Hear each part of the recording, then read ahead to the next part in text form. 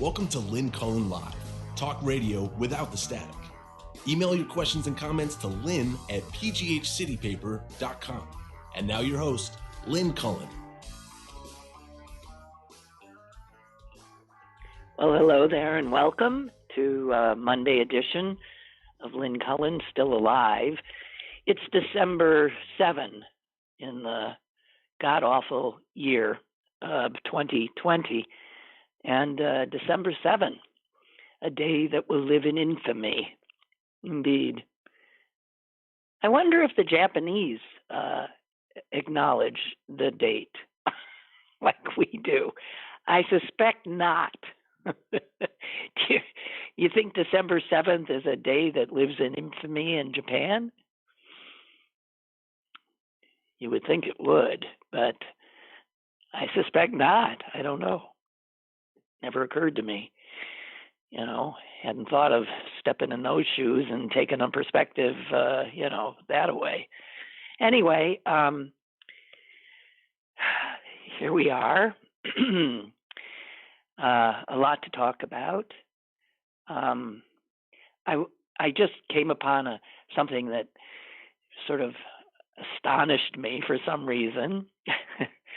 In 1 week, this archaic, maddening body called the Electoral College will meet,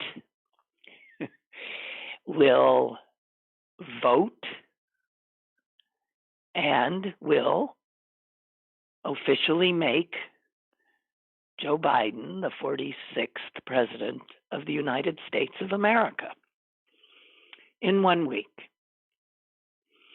And that is so mind-blowing, given that the vast majority of Republicans, voters and office holders, national office holders, will still not publicly acknowledge that Joe Biden won. I'm sure you probably know this, that the Washington Post, had the good idea of, hey, let's contact all the congressional Republicans, House and Senate, that's 249 people, and let's just ask them, do you, they actually asked them 3 questions. The number one question they asked all Republicans in the Congress was, who won the election? And the second question was, do you support or oppose Donald Trump's continuing efforts to claim victory?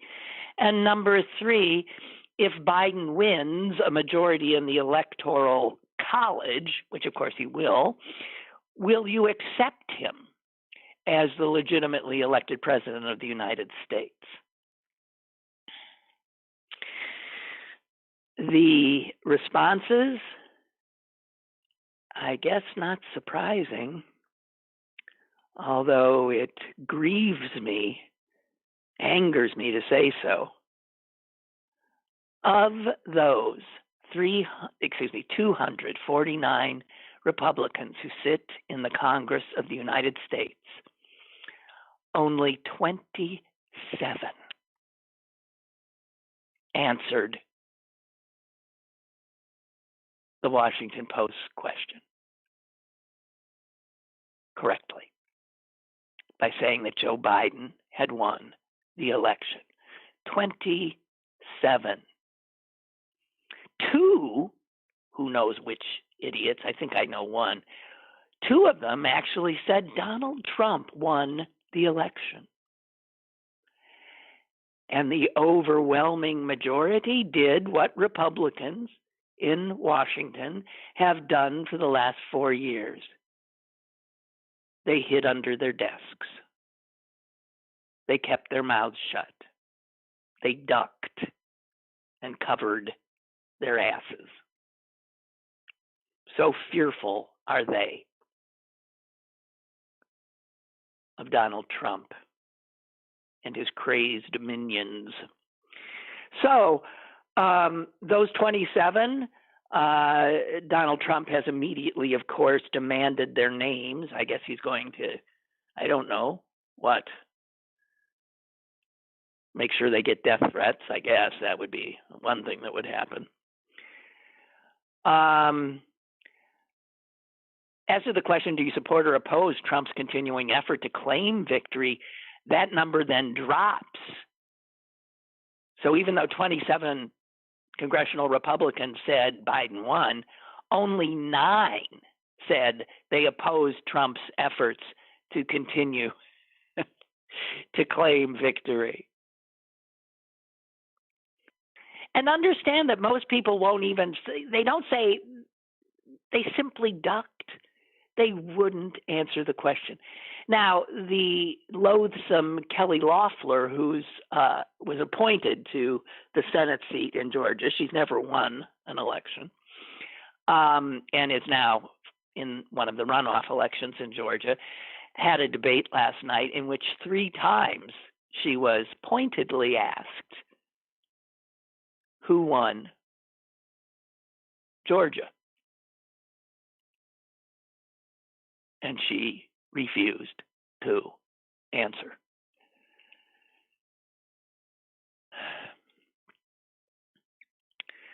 I just, this is so appalling. I don't know the cowardice and lack of honor to the oaths they took of the vast majority of one of our political parties. We have 2 political parties. I mean, granted, there are fringe ones, but there are 2 throughout my lifetime, certainly. And I don't know how a Republican Party goes forward. I don't know. I'll tell you, Abe Lincoln is rolling around in his grave. So, no matter what, no matter that 222 Republican senators and congresspeople refuse to say that Joe Biden won. 8 million votes, ample votes in the Electoral College, too, refuse to say he won. So that's an absolute overwhelming majority of Republican national office holders who are actively undermining our democracy. Something. And it's scary. Just a heads up, if you're following what's going on with COVID in our neck of the woods, at 2 p.m., the governor and the health secretary, Rachel Levine, will be holding a news conference. I don't know if they're going to announce any further mandated actions, but we seem to be really frighteningly out of control. And I have little hope because of the continued behavior of so many Americans who just refuse to do the right thing. It's mind-blowing. It brings me to an obituary I saw. Let me find it for you. This is not from around here, and I'm not going to read it all. But wow, this is the obituary for a man named Marvin J. Farr, who lived in Kansas. He was a doctor, a veterinarian, and a farmer. And this is part of his obit. Dr. Marvin James Farr, 81, of Scott City, Kansas, passed away December 1st in isolation at Park Lane Nursing Home. He was preceded in death by more than 260,000 Americans infected with COVID-19. He died in a room not his own, being cared for by people dressed in confusing and frightening ways. He died with COVID-19, and his final days were harder, scarier, and lonelier than necessary. He was not surrounded by friends and family. Marvin was born May 23rd, 1939, in Modoc, Kansas. He was born into an America recovering from the Great Depression and about to face World War II. He was born into times of loss and sacrifice difficult for most of us to imagine. Americans would be asked to ration essential supplies and send their children around the world to fight and die in wars of unfathomable destruction. Marvin died in a world where many of his fellow Americans refused to wear a piece of cloth on their faces to protect one another. There is more, but I think that is a pretty damning comparison of Americans of my parents' generation and of our current American population. Mind-blowing, really. Mind-blowing. Now, let's see where I'm going. Hey, by the way, so tomorrow Susan's going to be joining us. And then Wednesday, I had the brilliant idea of asking Sally Wiggin to come and spend the hour with us. I've been seeing a lot more of her because she has so incredibly kindly come to walk my dog 3-4 times a week, spelling my son, who's been doing yeoman's duty in that regard. And I'm just so grateful. She's a pretty wonderful human being, and she can be very funny and very smart. And so I think it'd be fun to have her on Wednesday. Okay. And anyway, I can tell, even though I've just done one full week of the show since my surgery and convalescence, it's hard. It's hard, guys. It really is. Let me take just a moment of silence for the poor people of Georgia. I just want to say, you and I, most of us, have finally come out of that horror of the constant barrage on our television screens and radio and cell phones and computers and social media and yard signs and news about the election.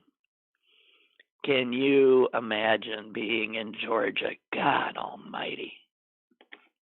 God help them.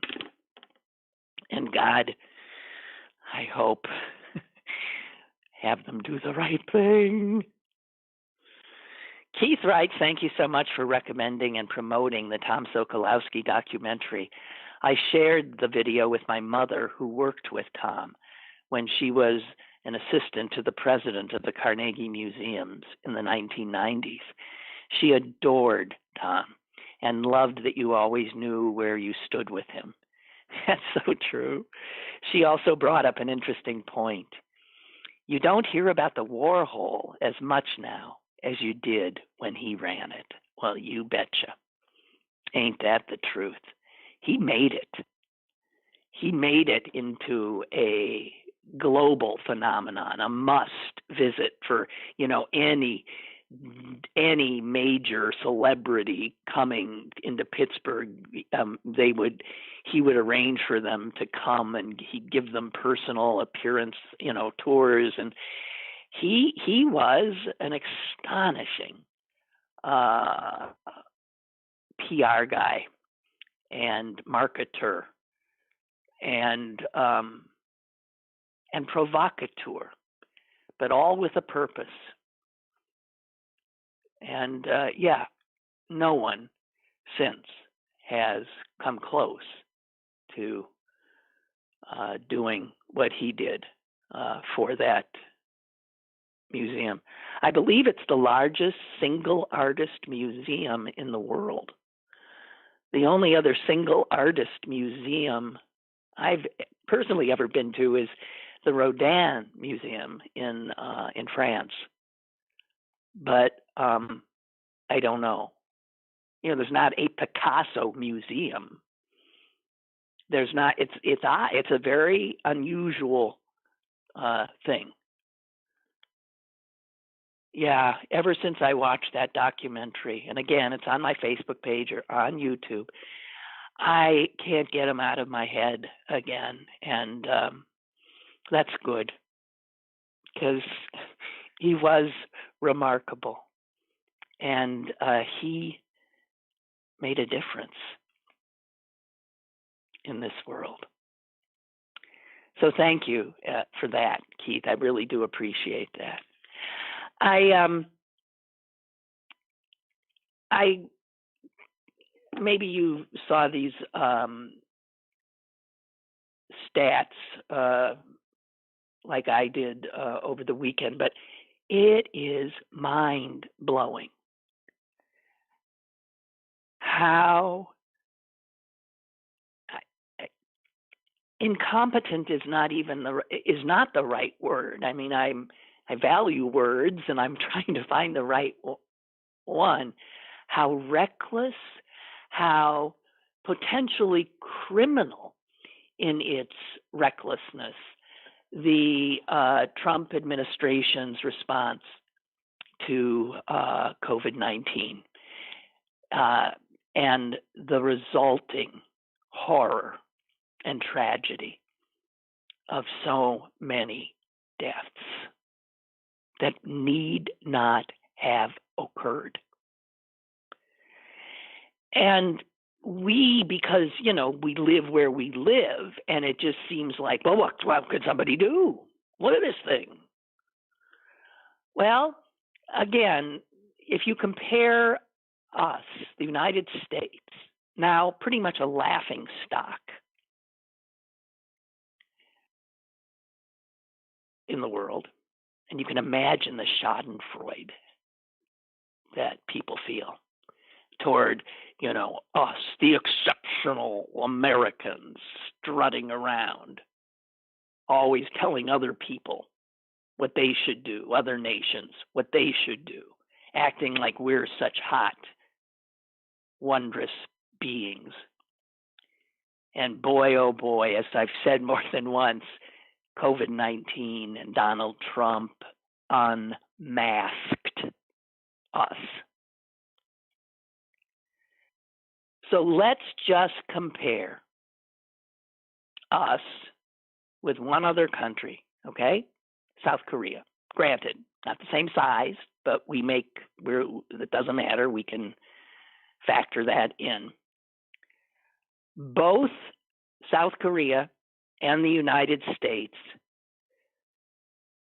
got their first COVID case on the same day.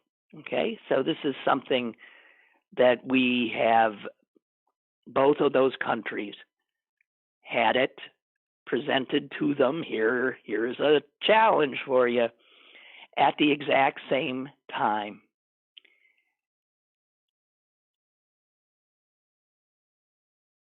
And that was in January, right?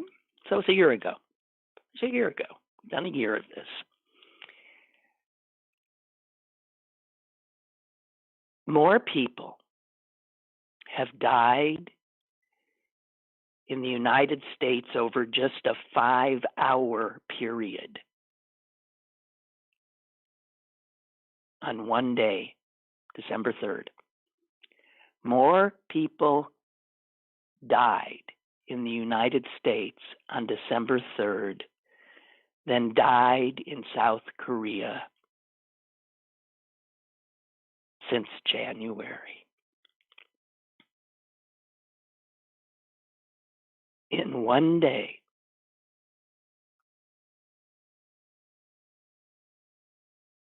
2,753 people died in America of COVID on December 3rd.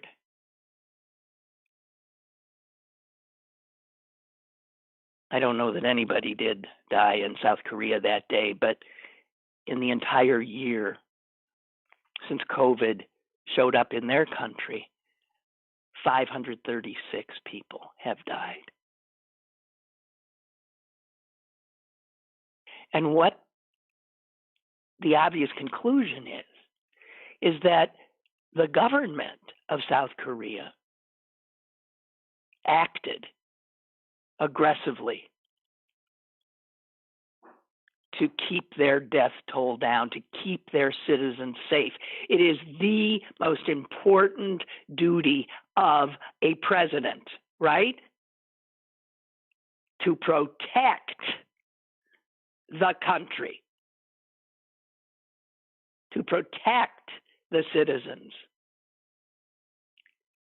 And as I said, the failure of the Trump administration to do so, when we can see, because of the success of other nations that acted, was clearly reckless.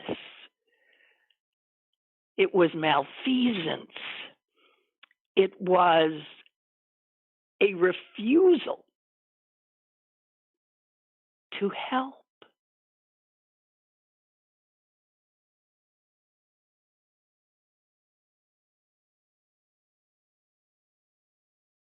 And given the populations are different,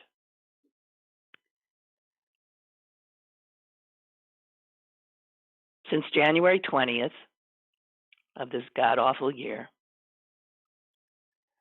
for every South Korean who has succumbed to this virus, it's the same virus in South Korea as is here, okay?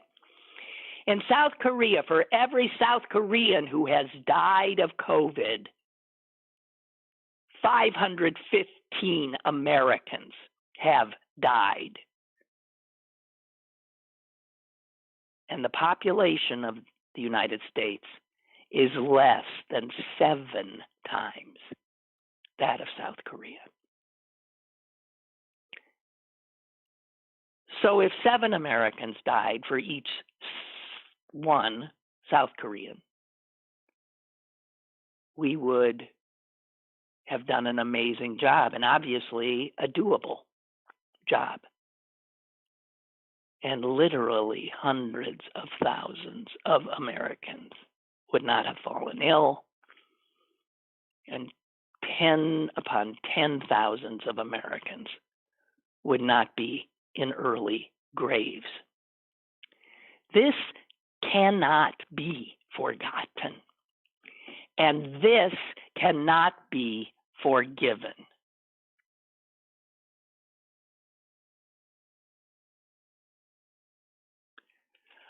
Okay, that brings us to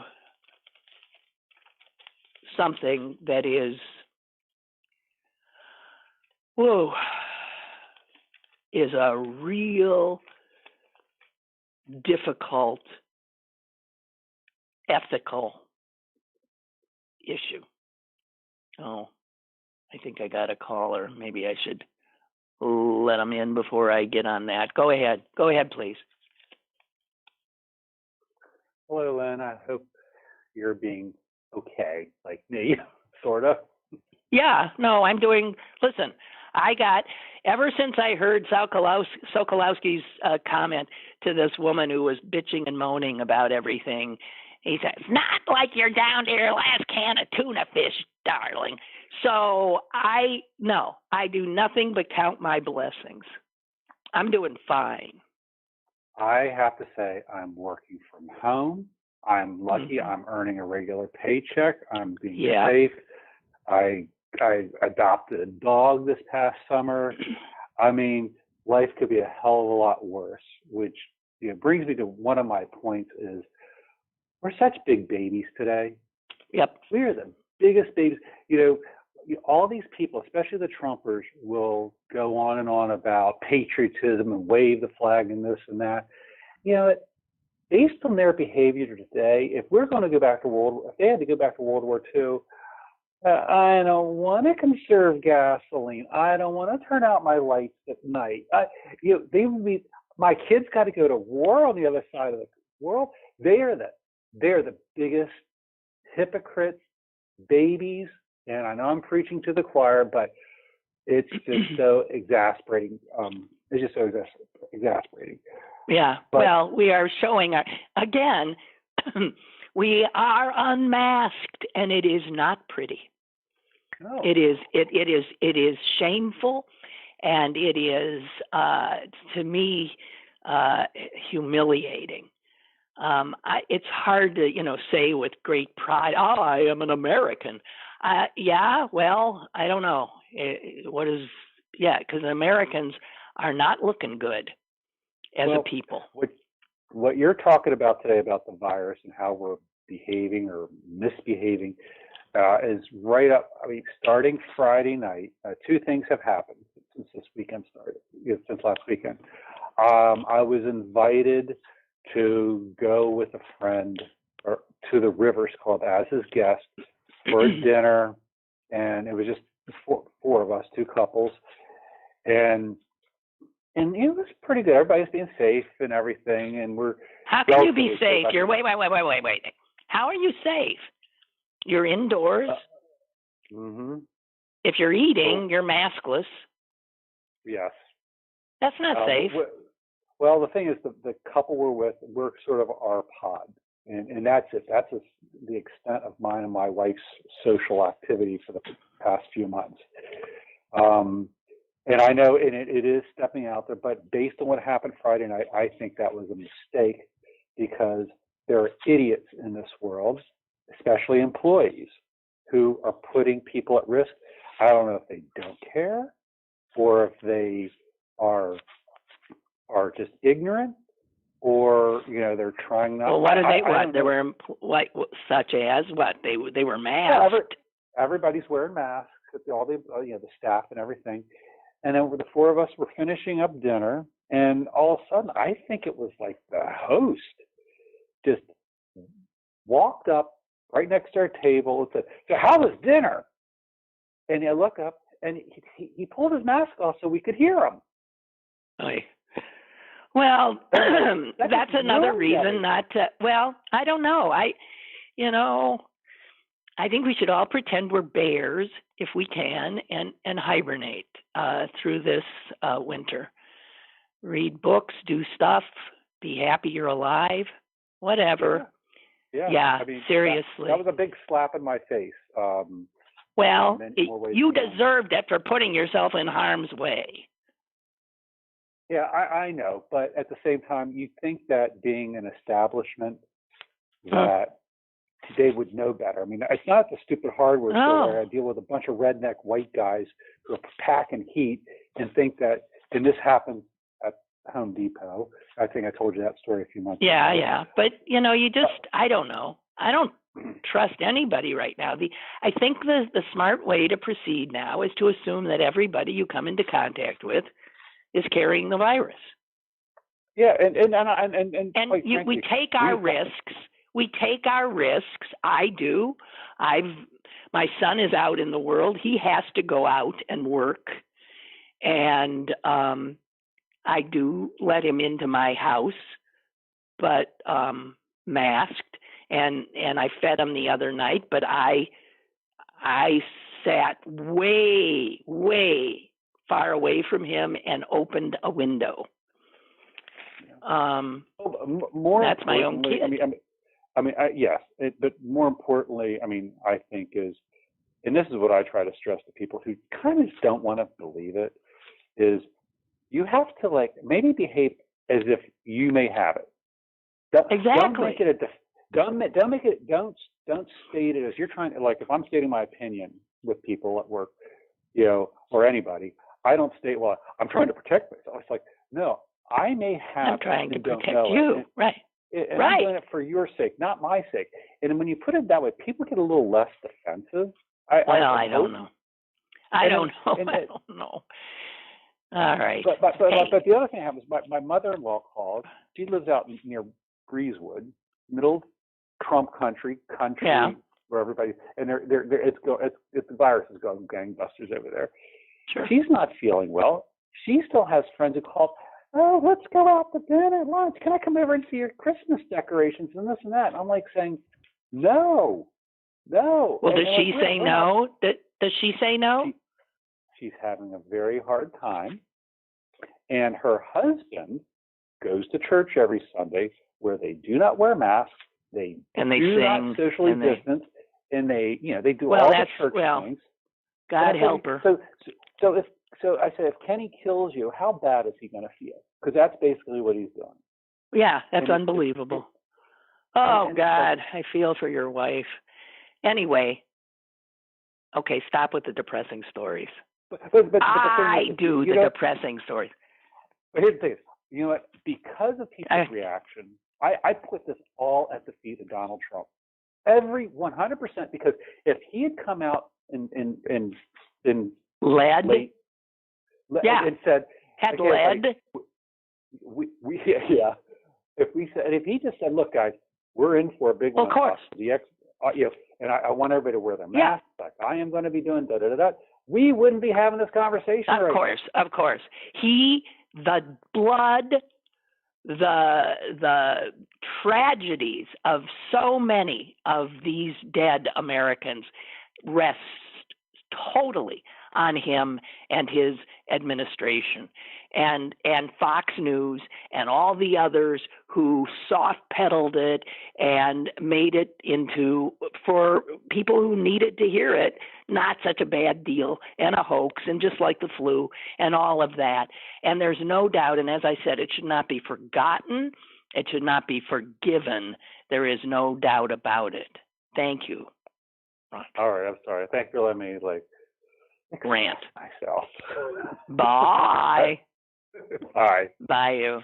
Okay, and I have a correction to make because you guys hold me to account when I said, hey, there's not a Picasso museum. Well, there is, Ellen tells me. And she said, if we ever get to travel again, you might want to put on your list the Picasso Museum in Antibes near Nice. I've been in Nice. I can't believe I went to an amazing museum somewhere around there, and I'm blanking on the name of it.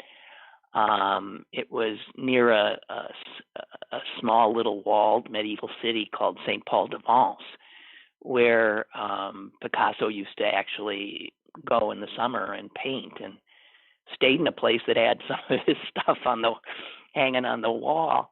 Anyway, Ellen says it is a small but lovely repository of many Picasso pieces.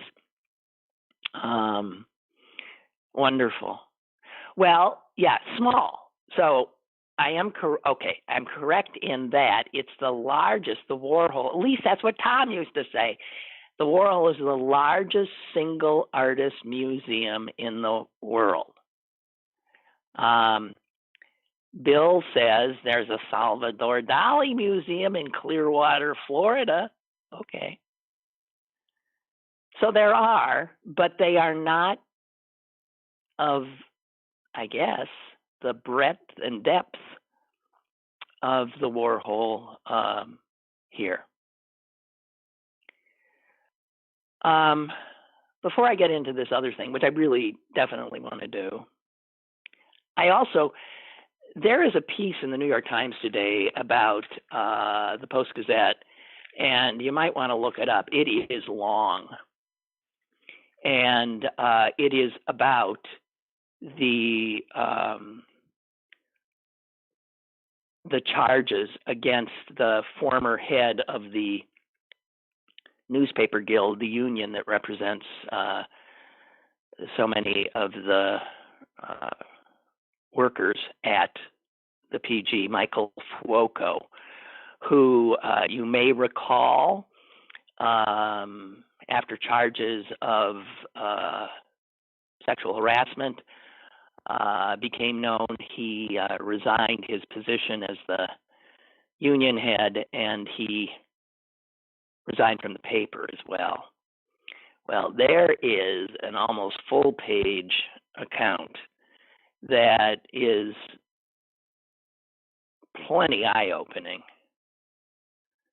and sort of jumps on the National Newspaper Guild for refusing to look into this for well over a year. It faults the paper itself for refusing to take action.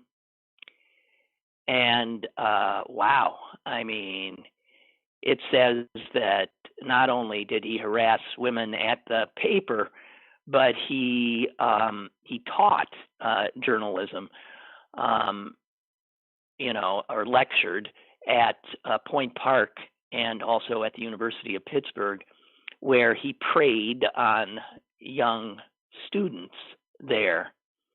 One student at Point Park was 22 years old. He coaxed into a sexual relationship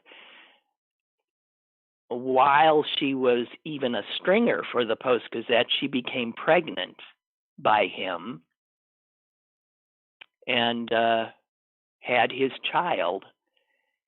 And that is confirmed by court documents because he's paying child support.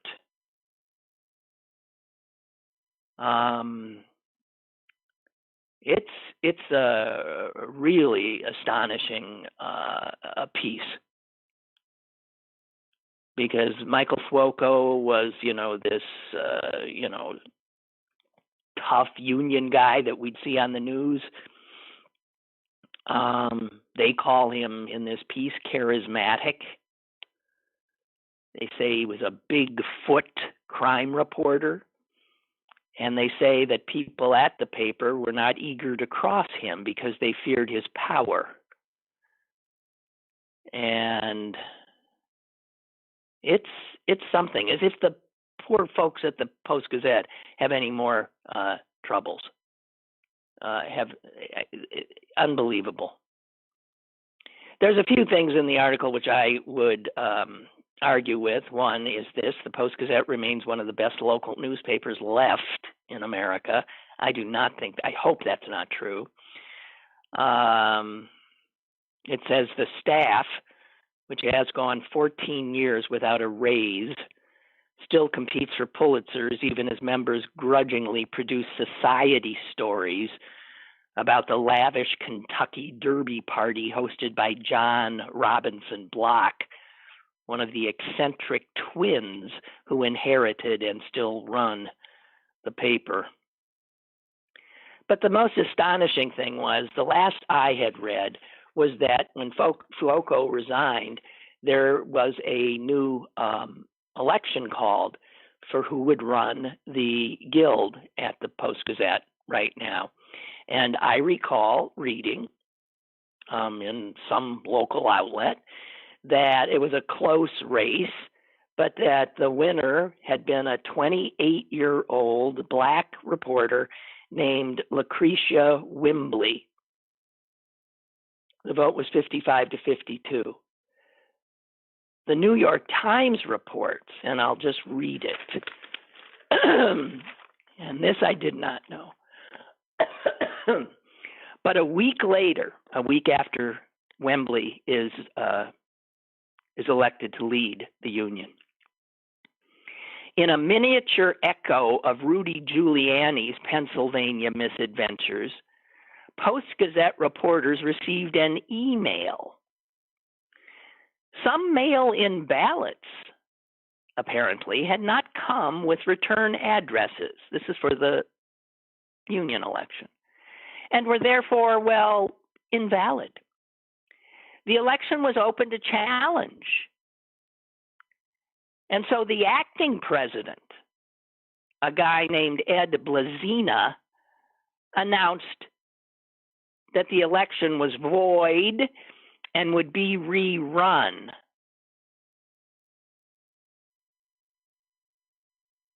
And as Mark Belko, the real estate reporter, wrote, wow, on the same day the Guild sends out a statement demanding more diversity in the newsroom, it removes the African American woman as its president. Outrageous. So the woman who won, this young black woman, is not in charge of the union at this point. For now, the union is in the hands of Mr. Blazina, a longtime pal of Fuoco's. And when Blazina was asked by the New York Times, weren't you aware of what Fuoco was up to? His reputation, certainly. It was known. Women were warned to stay away from him. Here was Blazina's response. I know nothing firsthand. And then when asked again if Fuoco's aggressions against women at union gatherings were not known, Blazina said this, I can tell you he wasn't handsy with me, which is about as disgusting a thing for this jerk who I don't know to say. Unbelievable. Unbelievable. God.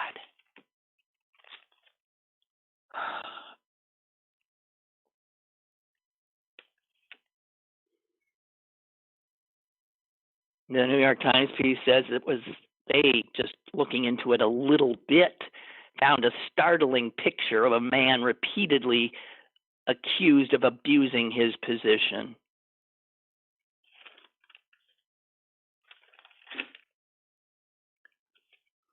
What a hellhole that place is.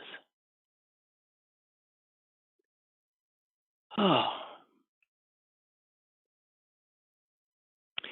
So this thing I want to go into is about now that there are these vaccines and some people are going to start getting them, the big question is who? And the reality is there's a bunch of people whose job it is, there's a committee whose job it is to figure that out, to set the timetable of who's going to get it first, second, third. And last month, this committee voted, and they voted to put essential workers, well, they indicated that they would put essential workers ahead of people 65 and older. Now, a lot of people think that's not right. I just want to let you know that the guidelines are still not set, and there's little doubt that healthcare workers and those in nursing facilities will almost certainly be at the head of the line. But that is not necessarily what everybody thinks should ethically be done. So you imagine having this power. Imagine having this burden to figure this out. And what the choice comes down to is, what do you prioritize? Do you prioritize preventing death, or do you prioritize curbing the spread of the virus? Because if your goal is to prevent death,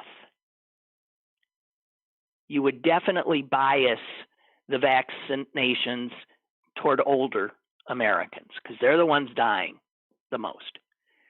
So those first vaccines would go to them. After health, everybody agrees frontline healthcare workers get it first. But then, nursing homes. But if your goal is to reduce the rate of infection, to slow this damn thing down, then you would give it to essential workers, especially essential workers who interact with people. Bus drivers, store clerks, police, emergency responders, right? But what constitutes an essential worker? Oh my God. If you look at the guidelines, 70% of Americans are essential workers. It's ludicrous. Yeah, because of the economy. Yeah, everybody does a job that, the economy, jobs in production, jobs in, my God, building and maintenance, the people who clean, those poor guys, they should be up front. Certainly all healthcare workers.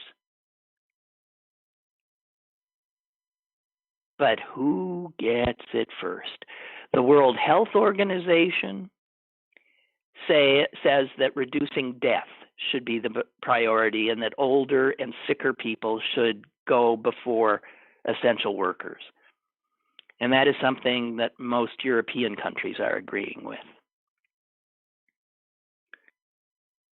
However, others will say, within essential workers, essential work is often low-paid work. It's service work, but it's work that is essential. It's always blown my mind how essential work, the guys that pick up the garbage, the guys that clean, essential work is often low-paid work, which makes no sense to me at all. It seems to me essential work should be high-paid work. The people who get paid a lot in this country often would not be called essential. The world would go on without them. So different states are going to do different things because the CDC can come up with these guidelines, but the governors are not required to follow those guidelines. So that depending on what state you're in, and you're in Governor Wolf's and Rachel Levine's state, so it might be interesting to listen to their news conference today. Louisiana, its preliminary plan puts prison guards and food processing workers ahead of teachers and grocery employees. Now you could say, what? Nevada prioritizes education, teachers, and public transit workers over those in food processing and retail.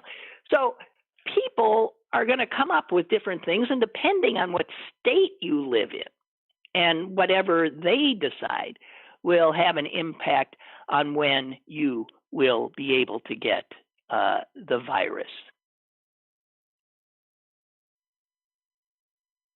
An expert in ethics, though, ethics and health policy at the University of Pennsylvania, Harold Schmidt, says that it is reasonable to put essential workers ahead of older adults, given their risks, and this is the other thing that needs to be discussed, and that they are disproportionately minorities. Older people are disproportionately white. And why are they white? They're white because they have lived in a society that has enabled them to live longer. Instead of giving now additional health benefits to those who already have had more of them throughout life, he says, we should start to level the playing field a bit.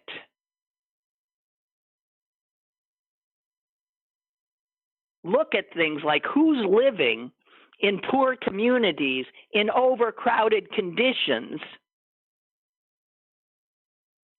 who don't have vehicles, who have to take the bus, who are impoverished. Should not those people be put front and center?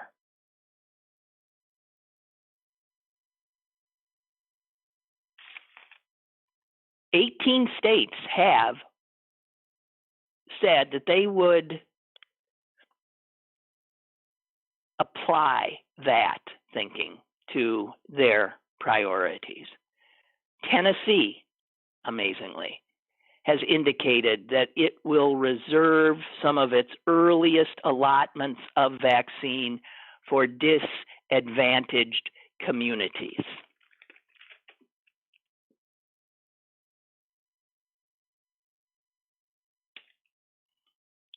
So, somebody like me, I should be way at the end. I am old, I have asthma, I'm all those things, but I have the ability to safely secure myself in my home. So not all old people, the age itself should not be the deciding factor. Rich old people who are safe, damn it. So much safer. No, poor old people should get it. Old people who live in multi-generational families, they all should get it. But if this country does what it has always done, that is not the way this is going to happen. I'm just saying.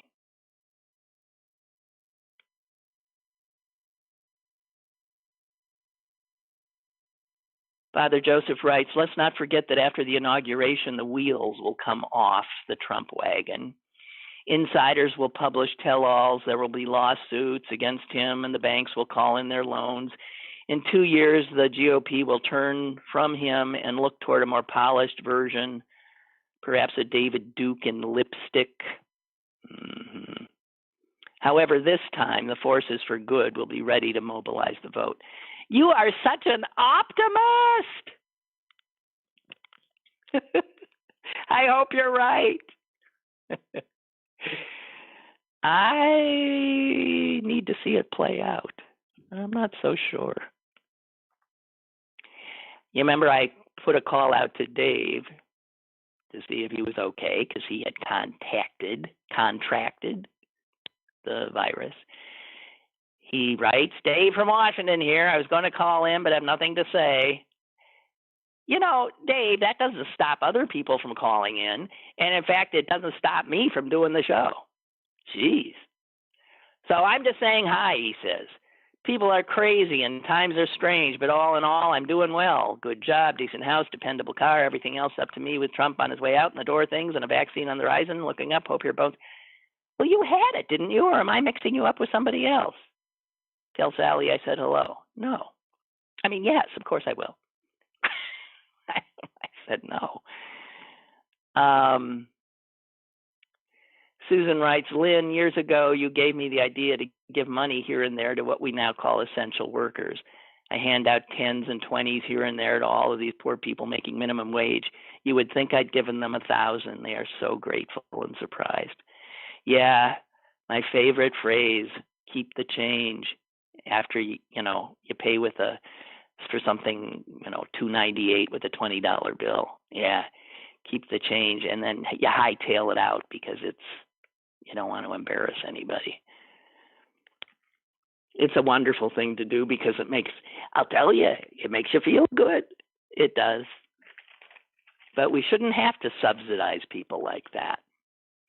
People should not have to rely on charity. There was, and it's pretty tough, and I will share some of it with you.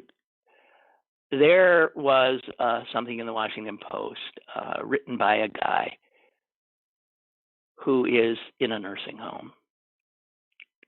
And it is mind-blowing. My heart so goes out to him. And I will read you his words. His name is Bruce McGillis. He is in a nursing home in Ohio. And he's talking about the vaccine. I'm happy they put us at the top of the list, but I doubt it's going to make much of a difference in here. Can I get the vaccine today? Will I have immunity by tomorrow? Because that's the kind of timeline we need in this nursing home. More than half of this place is COVID positive. I'm one of about 80 residents here, and 30 got sick this week. The first thing I do when I wake up is look down the hallway for the big plastic sheet. That's what they use to block off the COVID area. They sectioned off a whole wing a few days before Thanksgiving. Then they blocked another hallway earlier this week. And that plastic sheet keeps moving closer. I'm trying not to panic, but where am I supposed to go? It's not like I can jump up and make a run for it. I'm in a wheelchair. I haven't been outside for months. I'm trapped, just like everybody else in this place. We are at the mercy of this virus. We sit in here and we wait. That's been the story of the last 9 months. It's boredom and then dread. They stopped allowing visitors in March, so we lost contact with the outside world. Then it was no more group meals in the cafeteria, so we just eat everything alone in our room. No more trips to physical therapy, no more access to the lounge or computer area. My world keeps getting smaller. I have my little room. I have my old 9-inch TV. I play Sudoku and watch Turner Classic Movies and stare out the window at the woods. I check the latest COVID numbers every few hours on my phone. All of Ohio is out of control. I keep reading about how more than 100,000 people have died in places just like this. And I don't want to be one of them. I make it from one sunrise to the next. I keep breathing. That's it. That is the whole goal.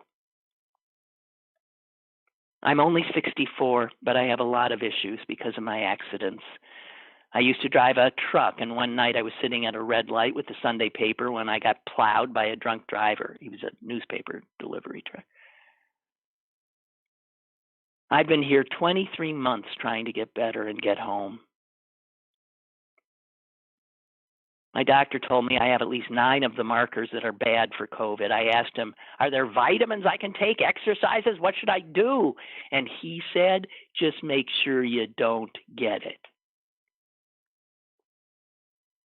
I don't let anybody come near me anymore. I have a little dresser by my door where the nurse aides put my medication and my meals. I stay away. I wait and then put on my gloves, and that's how I eat. And he goes on and on and on about when nurses he doesn't know, like, come in to check his vitals and how he goes nuts. I'm a hard ass about this stuff, and I'm not even a little bit sorry. I can't afford to take chances. And he talks about how he calls everybody. He calls the CDC hotline. He says, I'm starting to get desperate. I call the county ombudsman. He's supposed to be our advocate, but he says, yeah, nursing homes are going through outbreaks right now. And he says, nothing I can do. I called a few local Catholic priests. I called a number I found on Facebook for Dr. Fauci, but that was just another message machine. The Ohio Department of Health finally got back to me after 4 or 5 days. They took down a report, said they would notify a supervisor, but they are probably 200 of those reports waiting around. I haven't heard back. Seems like everybody has just surrendered.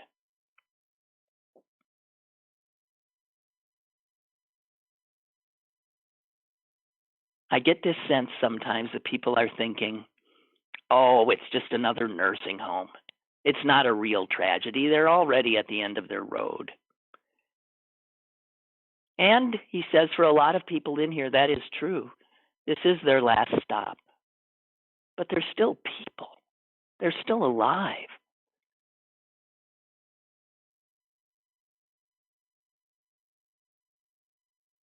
There's no human connection for any of them. No life, no hope. We're wilting away in here. Can you understand that? You start feeling like you've been forgotten. Where is everyone? Do people understand what's happening here? Do they care? I'm coming to the realization that it's up to me to watch out for myself. I found a plastic picnic blanket in one of the linen closets, and I'm going to tape it up over my door. Total isolation might be my only chance. I probably have to make it at least another month to the vaccine, and I guess that's when we'll become a priority. Bruce McGillis. So, no complaints from the likes of me. No complaints from most, I don't know your situations, from an awful lot of you. We are a nation that is filled with suffering, terrified people in extraordinarily precarious situations, life and death situations. Some in nursing homes, some who have to go out to work to make piddling bits of money and then go home to a crowded apartment.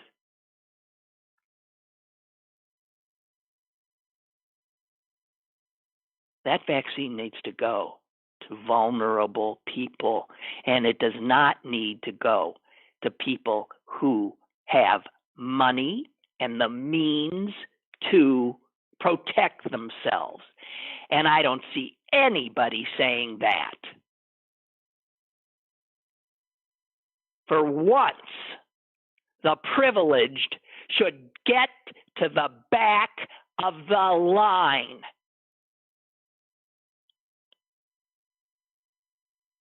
That's all I have to say. Talk to you tomorrow. Bye-bye.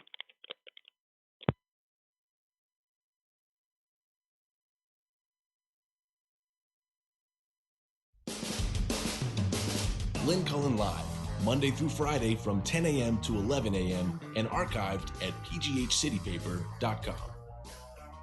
The opinions expressed on Lynn Cullen Live are those of the host and do not necessarily reflect the viewpoints of Pittsburgh City Paper or its advertisers.